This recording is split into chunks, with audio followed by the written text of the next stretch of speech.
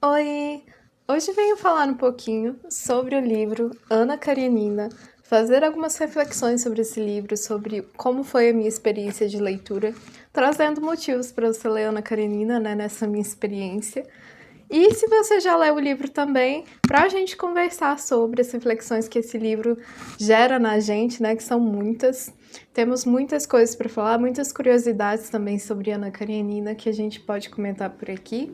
Inclusive eu vou falar de Ana Karenina e também do conto Sono do Haruki Murakami, que eu li enquanto eu estava lendo Ana Karenina, acabei lendo esse conto também, tem um pouquinho a ver com Ana Karenina, então vou trazer também essa experiência aqui junto dos meus comentários de Ana Karenina.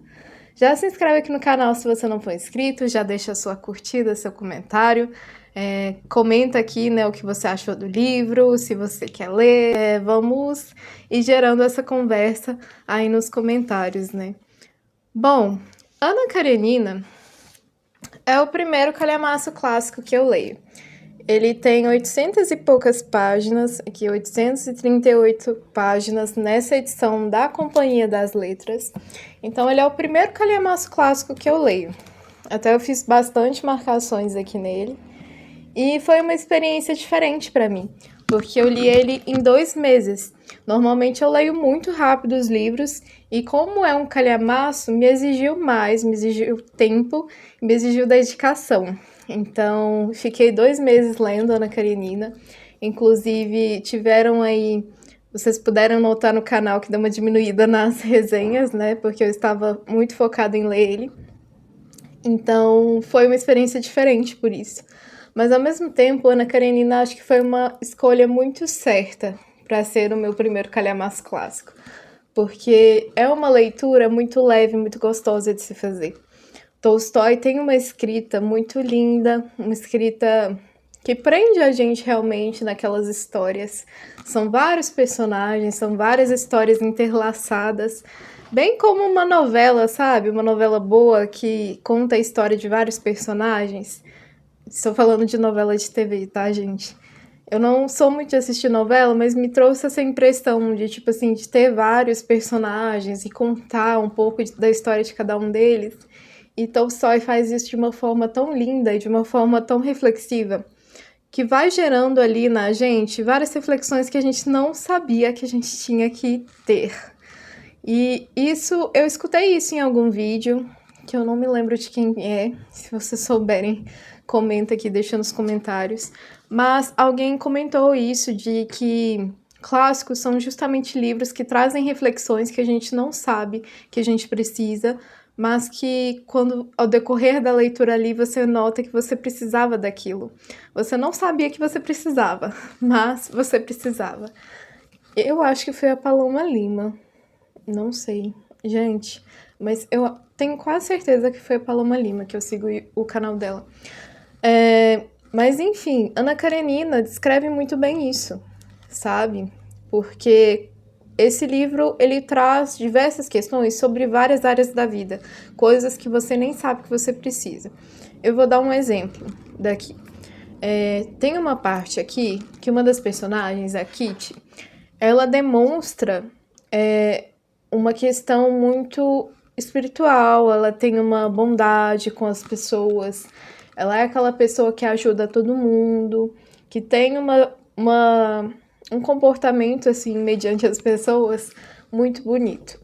E aí teve uma parte, lendo aqui, que me deu vontade de ler a Bíblia. Explicando, eu não sigo nenhuma religião, eu não sou ligada à religião, nem nada.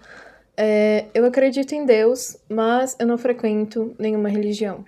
E me deu uma vontade de ler a Bíblia, e foi o que eu fiz. Eu fechei Ana Karenina, abri uma página da Bíblia e li. E me deu essa vontade mesmo de ler a Bíblia, de rezar. Então, sabe quando traz essa sensação de espiritualidade elevada? Eu acho que Tolstói traz muito bem isso em Ana Karenina, não só nesse contexto da Kitty, mas tem um personagem aqui que se chama Liev, né, justamente. É um personagem que tem tudo a ver com Tolstói. Quem sabe mais profundamente da vida do Tolstói vai ver esse paralelo muito grande do personagem Liev com a vida do próprio Tolstói, com os pensamentos do próprio Tolstói. Quem já leu Uma Confissão do Tolstói, eu vou deixar a capinha aqui no vídeo. Eu li esse livro, e aí eu li antes de ler Ana Karenina. Então, lendo Ana Karenina, eu fiz muito esse paralelo com o que o Liev, o personagem, passa aqui no livro em questão com essa questão da religião, de se sentir um pouco perdido, um pouco desesperançoso e tudo mais. Isso tem muito a ver com a história do próprio Tolstói. Inclusive, o Liev no livro, ele pede a personagem, uma personagem aqui, não vou dar spoiler, né? Inclusive, nesse vídeo não terá spoiler, gente. Terão conversas sem spoilers. E aí ele pede em casamento uma das personagens aqui, de uma forma que é justamente a forma que o próprio Tolstói pediu a esposa dele em casamento. Então aí a gente vai vendo esses pontos assim em comum desse personagem Liev com a vida do próprio Tolstói. E no final fica muito evidente para quem leu Uma Confissão que o personagem Liev se trata de muitas questões do próprio Tolstói, do próprio escritor, e eu achei isso muito interessante. Eu acho que vale a pena, inclusive, ler Uma Confissão, se você gosta das obras do Tolstói, vale muito a pena, porque você vai reconhecendo ali temas que aparecem nas obras do Tolstói e que tiveram muito a ver com a vida dele próprio, com questões que ele próprio teve que lidar em vida. Então, temos essas questões. Mas vamos à história, né? Eu acho que tem um antes e um depois de Ana Karenina, porque é um livro tão marcante, tão marcante. Eu não preciso nem falar que eu recomendo esse livro, porque desde o início tá óbvio nesse vídeo, né? Ele se tornou um favorito, se tornou o meu clássico favorito. Depois de ler Ana Karenina, eu falei, isso aqui se chama perfeição. A definição de perfeição é Ana Karenina, porque aqui a gente tem de tudo, e é maravilhoso a forma como que o Tolstói trabalha tudo por aqui. Então, eu vou falar primeiramente, né, sobre a história de uma parte aqui que é muito marcante, que é a descrição de Ana Karenina pela visão da Kitty. Contextualizando, Ana Karenina chega ali na cidade e a Kitty tem um olhar muito encantado para essa personagem e a gente vai se apaixonando pela Ana Karenina junto com os outros personagens também, com a descrição dos outros personagens. Então a Kitty, ela é uma jovem, ela é uma menina, né, uma mulher jovem e está apreciando o mundo, aprendendo tudo sobre tudo, basicamente. E aí ela vê a Ana Karenina em um baile. E aí, tem um trecho aqui que é simplesmente o trecho mais marcante, falando sobre Ana Karenina. E eu vou ter que ler ele para vocês, gente. Que é o seguinte, contextualizando. Elas estão em um baile, e aí a Kitty, toda trabalhada de babados no seu vestido, com um vestido assim todo lindo, todo, sabe, que chama atenção. E aí ela olha para Ana Karenina e pensa por que ela não está usando um vestido lilás com várias coisinhas, sabe, babado, essas coisas. Ela pensa sobre isso. E aí, observando Ana Karenina, ela chega a uma conclusão que é a seguinte: viu-a agora de um modo totalmente novo e inesperado. Agora compreendeu que Ana não poderia estar de lilás, e que o seu fascínio repousava exatamente no fato de que ela sempre sobressaía da sua vestimenta, de que a vestimenta nunca poderia ser vista à frente dela, e o vestido com rendas suntuosas não era visto à frente de Ana. Era apenas uma moldura, e só Ana era visível, simples, natural, elegante e ao mesmo tempo alegre e animada. Eu achei essa descrição tão linda. A forma como que o Tolstói traz aqui esse sentimento, né, da Kitty ali observando a Ana e a forma como a elegância da Ana é muito colocada. Isso dela não poder se sobressair ao vestido. Do vestido não poder sobressair a beleza dela. Por isso que roupas simples combinavam mais com Ana, porque ela era tão bonita, tão elegante, que não precisava de nada competindo com a atenção de ver Ana Karenina. Todo mundo já ficava fascinado com ela, sem que fosse preciso roupas extravagantes. E é uma descrição tão bonita e que fica tanto na cabeça da gente, sabe? E ao longo do livro eu fui gostando muito também de acompanhar a história do Liev. Eu acho que é o meu personagem favorito, inclusive, do livro. Como eu comentei, ele é um paralelo com Tolstói, eu achei isso muito interessante. E a história do Liev, os pensamentos do Liev se encaixam muito com meus próprios pensamentos em alguns pontos. Então, eu compreendi algumas questões ali que se passavam com ele justamente por isso. E é uma coisa rara eu me identificar tanto com o personagem masculino, porque normalmente eu me identifico mais com os personagens femininos, mas nesse caso, o Liev se tornou meu personagem favorito, né? E é Lievin, né? Porque o nome do Tolstói é Liev, o personagem é Lievin. E aí ele vive ali no campo, tem muitas questões relacionadas com a natureza, com observar da natureza. Ele é aquele personagem que gosta de uma vida mais simples, uma vida mais ligada com a terra, com a natureza, com realmente observar essas coisas, que não se dá muito bem em sociedade, né, de essas questões dos bailes, de ter que ir à casa de fulano, de ciclano. Ele não se dá muito bem com essa vida social.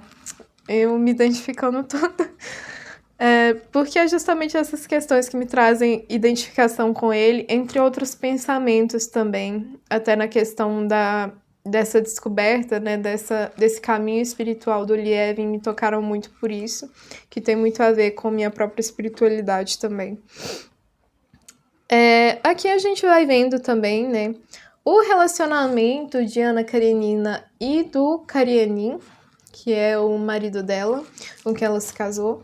E aí a gente vai vendo, ao longo do livro, um relacionamento muito marcado por hipocrisias, por uma falsidade muito evidente. Inclusive, outros personagens na trama comentam sobre isso, sobre o quanto aquele relacionamento dos dois é estranho, do tanto que parece ser tudo um pouco falso, um pouco plástico. E aí a gente vai vendo ao longo do livro também que o comportamento da Ana é um comportamento que muitas vezes é muito falso. Ela não fala o que ela realmente está pensando, e isso transparece muito nas expressões dela que são comentadas por outros personagens. Então, eu até anotei aqui que se mostra, né, uma certa dissimulação, e às vezes ao olhar dos outros personagens isso fica claro. Então você vai vendo outros personagens falando da Ana Karenina, e aí você vai vendo que eles notam essa futilidade, essa máscara de perfeição, né? Que à primeira vista, Ana é a personagem perfeita, personagem maravilhosa, elegantíssima, com uma vida perfeita, tudo ótimo. Mas ao longo do tempo, ao longo do livro, você vai vendo que isso é tudo uma máscara e que tem várias questões ali da própria Ana e do seu próprio relacionamento também. E aí nós temos também um personagem muito importante na trama, que é o Vronsky, e ele também é um personagem que carrega uma futilidade enorme.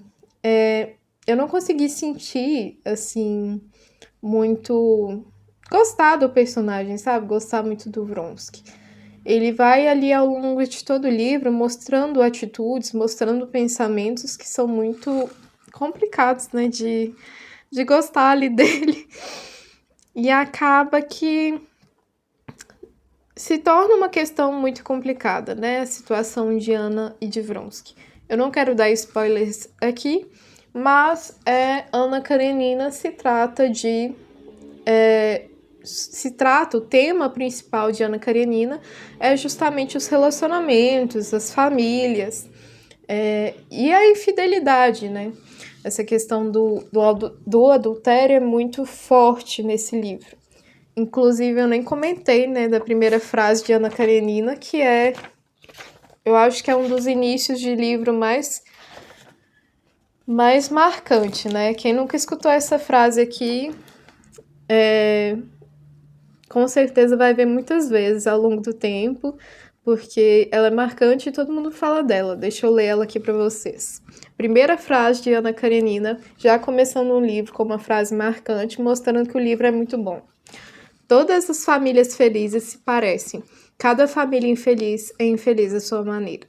Então nós temos essa frase que permeia muito o livro, toda a trama, porque todas as famílias ali têm as suas questões, têm os seus problemas, as suas infelicidades, e aí a gente vai vendo, né, igual assim, o livro, ele inicia com falando de uma família que não é assim, justamente a família da Ana, do irmão da Ana, e aí começa com essa explicação, né, sobre esse personagem que é o Oblonsky, que é o irmão da Ana, e as questões que estão ali envolvendo a família dele.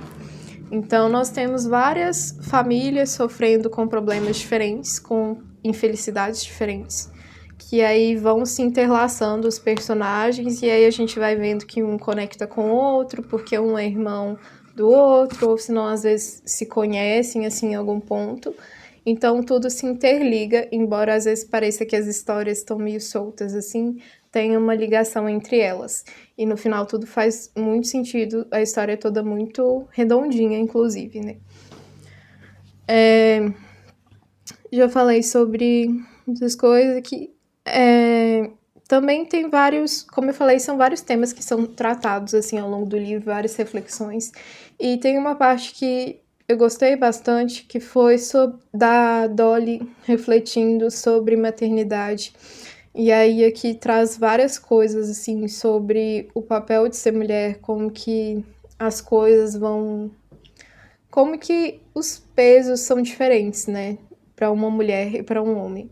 Na própria situação da Ana Karenina mesmo, isso é muito evidente, porque o irmão dela, ele trai a esposa e tudo fica bem pra ele, sabe? E é uma coisa que todo mundo na sociedade sabe, ninguém julga ele nem nada. Mas no caso da Ana, é feita uma retaliação muito grande com ela. Ela é colocada à margem da sociedade, as pessoas não se encontram mais com ela.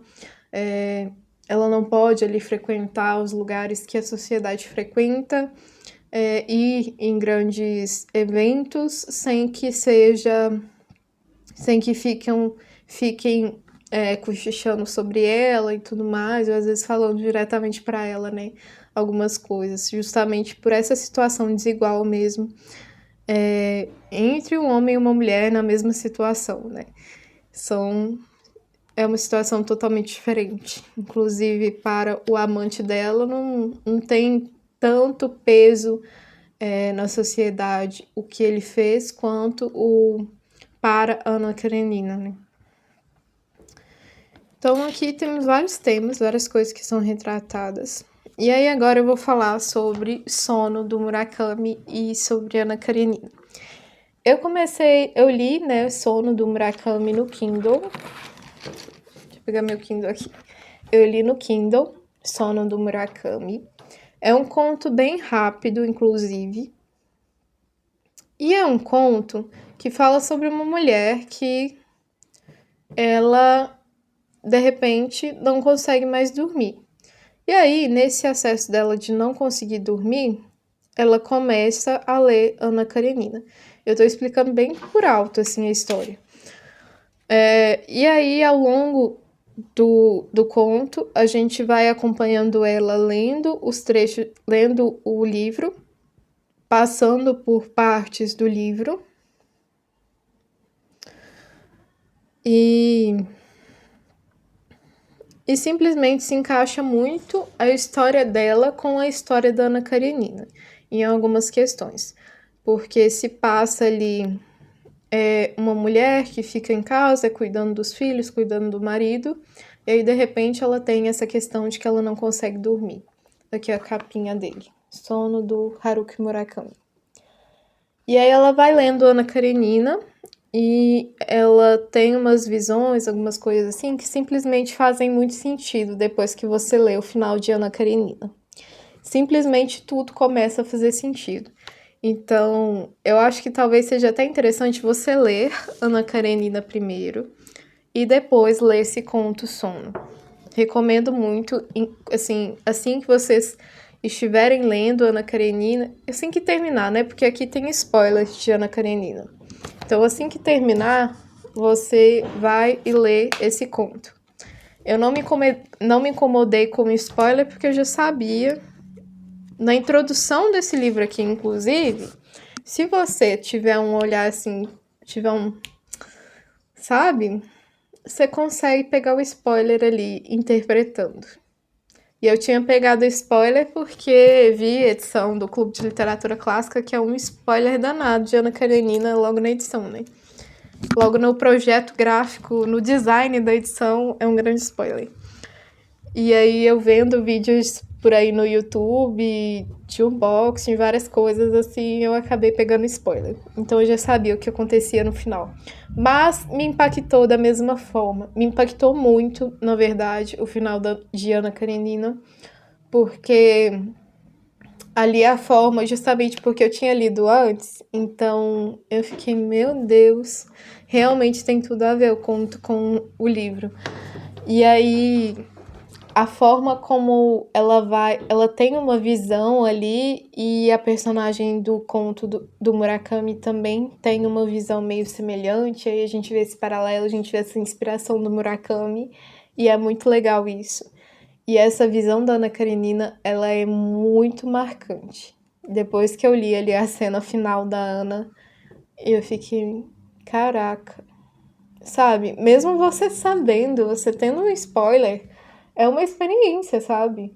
Assim, ler Ana Karenina é uma experiência única e mesmo você tendo esse spoiler, leia, porque você ainda vai ter uma experiência magnífica, porque não tem como um livro desse tamanho ser estragado por um spoiler de um parágrafo, entendeu?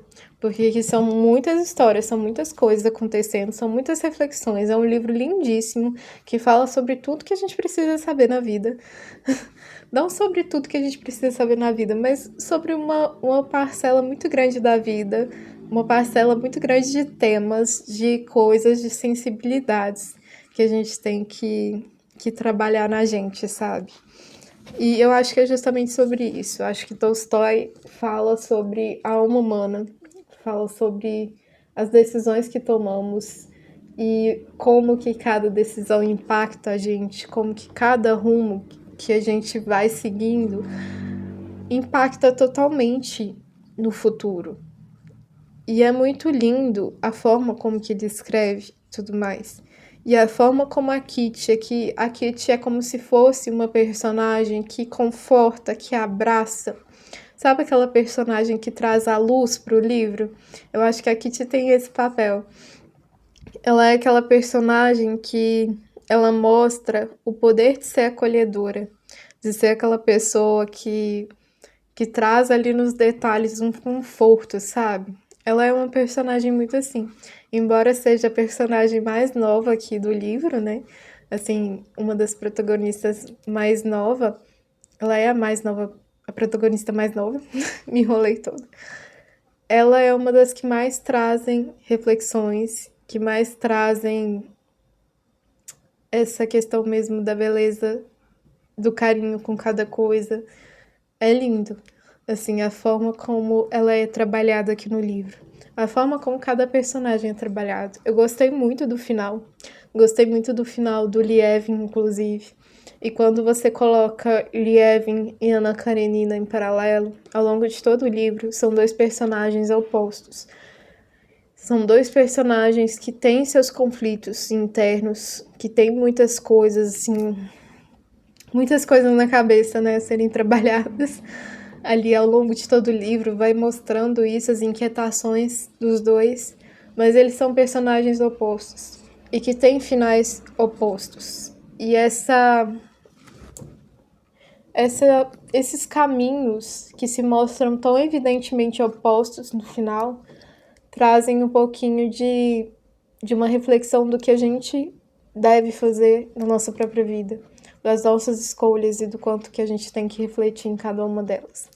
Esse vídeo deve estar ficando gigante, mas eu acho que um livro desse tamanho, um livro maravilhoso desse, exige uma conversa longa.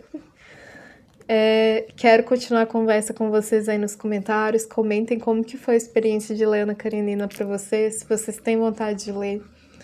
Esse livro, como eu comentei, estou nos meus favoritos e tem um lugar especial no meu coração. Me acompanhou aí por 2 meses e já quero ler outros calhamaços clássicos, com certeza, porque é um livro maravilhoso e que eu recomendo de coração. 5 estrelinhas e um coraçãozinho na frente de favorito. Tchau, até o próximo vídeo.